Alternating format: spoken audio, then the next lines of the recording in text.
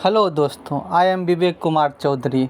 तो जैसे कि आज से हम लोग एविडेंस एक्ट स्टार्ट कर रहे हैं, तो हम एविडेंस एक्ट का सबसे जो इम्पोर्टेंट टॉपिक है डाइंग डिक्लेरेशन, वो उससे हम लोग स्टार्ट करते हैं। तो देखिए, जैसे कि हम लोग जानते हैं, हम सब जो है लॉ क्वालिफाई करके आए हैं, तो कहीं ना कहीं सब में कुछ ना कुछ पोटेंशियल है, सब अच्छे स्टूडेंट हैं। बट देखिए, सबके एवरेज मार्किंग हो जाते हैं 270, 280, 290 या 300 या अप टू 310।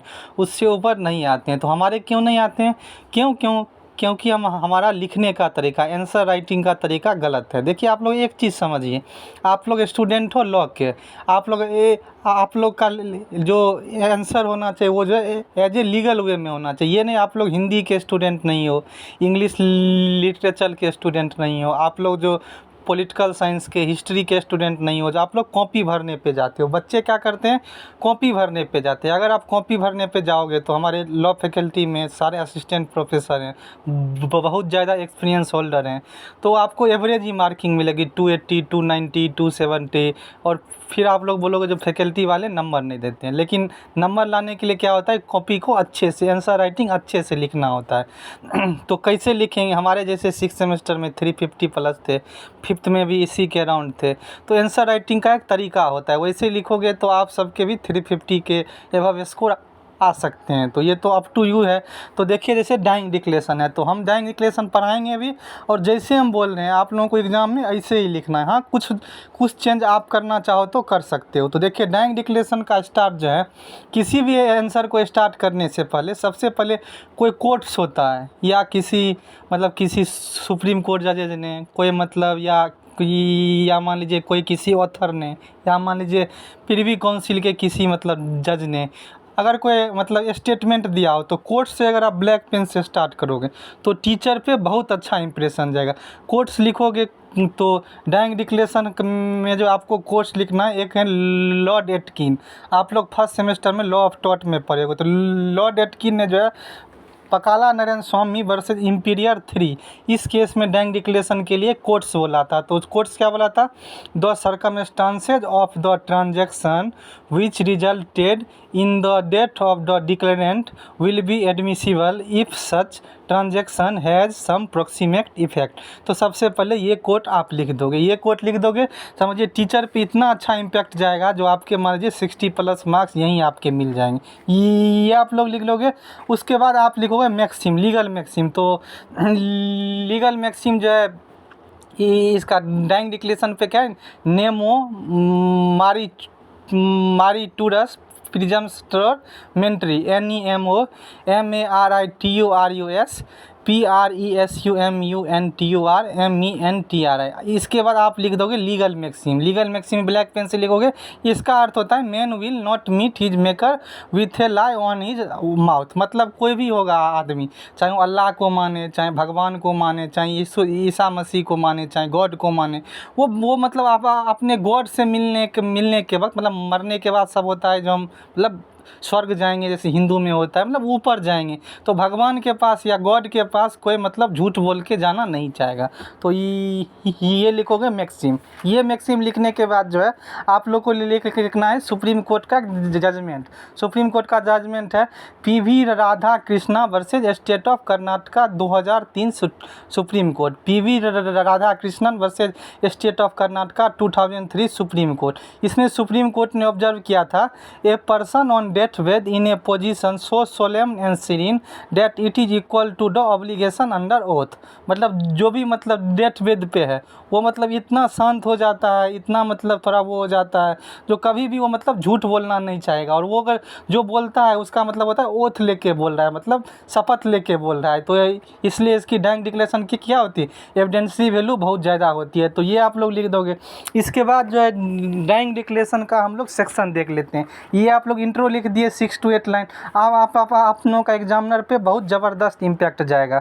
अब देखिए, आप लोग लिखिए ये जो है डाइंग डिक्लेरेशन का सेक्शन। तो डाइंग डिक्लेरेशन का सेक्शन कैसे? जैसे हम पार्ट बी में देखें relevancy and admissibility of fact, इसमें पार्ट 3 में डाइंग डिक्लेरेशन सेक्शन 32 का 1। तो हम लोग देखते हैं सेक्शन 32 का 1 क्या कहता है। तो 32 कहता है cases in which statement of relevant fact by person who is dead or can not be found is relevant. One क्या कहता है, when it relate to cause of death, when the statement is made by a person as to the cause of his death or as to any of the circumstances of the transaction which resulted in his death in cases in which the cause of that person comes into question. Such statements are relevant whether the person who made them was or was not at the time when they are made under exception of death and whatever may be nature the proceeding in which the cause of his death come into question। तो देखिए इसको समझने की प्रयास करते हैं। Bare act कहना क्या चाहता है, डाइंग डिक्लेरेशन का मतलब दो चीज़,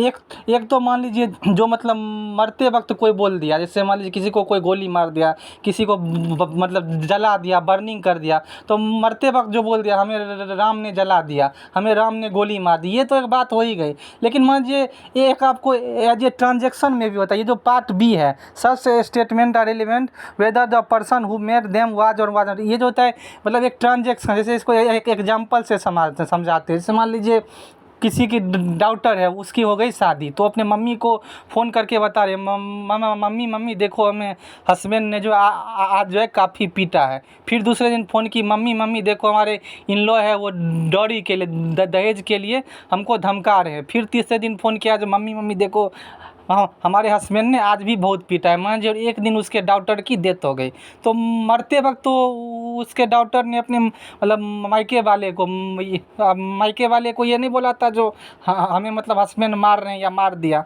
लेकिन उन्होंने पहले मतलब 1 महीने से वो बार बार अपने भाई अपने मम्मी को बता रहे हैं मम्मी हमें आज मारा गया है, आज दहेज के लिए धमकाया गया है, ये लोग पीट रहे हैं, दहेज मांग रहे हैं। तो ये जो है उसकी जो मायके वाले हैं, उसकी जो मम्मी है, उसके जो पापा है, वो कोर्ट जाएंगे और बोलेंगे देखिए हमारे जो बेटी है ये 1 महीने से ये बात बोल रही थी, तो कोर्ट जो है इसको भी एक प्रकार का डाइंग डिक्लेरेशन मान लेगा। क्यों? क्योंकि एज ए ट्रांजेक्शन है। ये जो आपको जो कोर्स जिसका बताए थे पकड़ा नारायण स्वामी का, उसमें भी यही हुआ था। वो जो अपने वाइफ से बोल के पकड़ा नारायण गया था, जो देखो वो जो सेकेंड पार्टी है वो हमारा 5,000 रुपये 1 साल से दे नहीं रहा है और जब मांगते हैं तो हमको धमकी देता है, तो इसलिए जो है हम उसके घर पे जा रहे हैं पैसे लाने के लिए।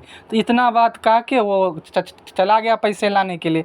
तो कुछ दिन बाद जो है ये होता है उसका जो डेड बॉडी है वो जो है मतलब काट के कहीं मिलता है।